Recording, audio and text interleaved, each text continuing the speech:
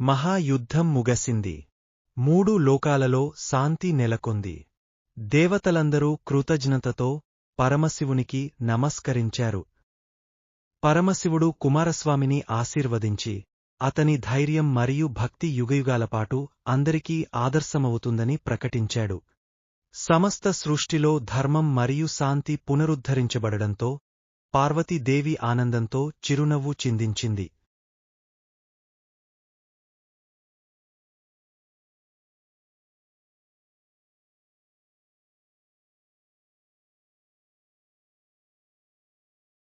నిజమైన శక్తి భక్తి, జ్ఞానం, కరుణ మరియు నిస్వార్థ సేవలోనే ఉందని పరమశివుడు అందరికీ బోధించాడు.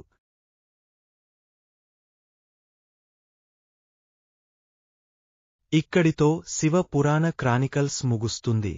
పరమశివుని దివ్య ఆశీస్సులు మనందరినీ సత్యం, శాంతి మరియు మోక్ష మార్గంలో నడిపించుగాక. ఓం నమః శివాయ.